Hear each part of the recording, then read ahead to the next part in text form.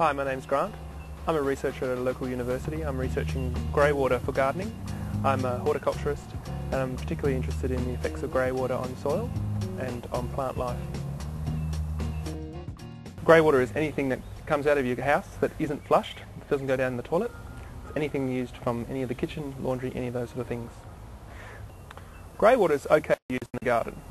There are issues with it, but keep in mind that those are issues that can be dealt with quite easily.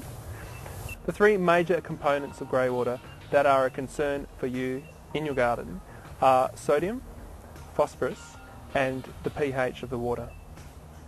Sodium is the major component of grey water. It's the major component of detergent and it's about 25% in most detergents, less than that in laundry, less than that in liquid detergent. In powder detergents it's quite high, the sodium levels. Sodium's not that great for the soil. It's not very good for plants either, so keep that in mind if you're going to use grey water. It's pretty bad in terms of sodium levels. Phosphorus is an element that is used by all plants. It's a major component of grey water. It's a major component of detergent, powder detergents especially. The phosphate can be used in the garden. It is useful, but when you irrigate with grey water and you see a response by plants, it's responding to the levels of water. It's not responding to any of the nutrients. It's not responding to phosphate. You should know what pH is. pH is a measurement of the alkalinity of your water. Now, pH has an element to it that can cause problems with gardens.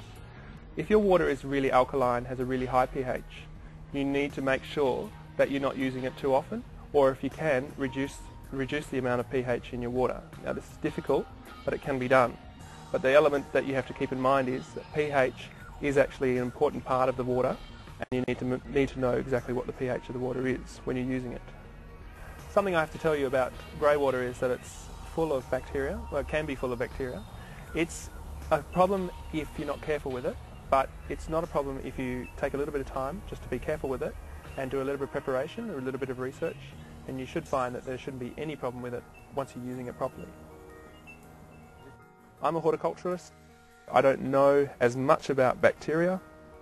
My suggestion to you is follow the guidelines for grey water that come out of the EPA and government bodies.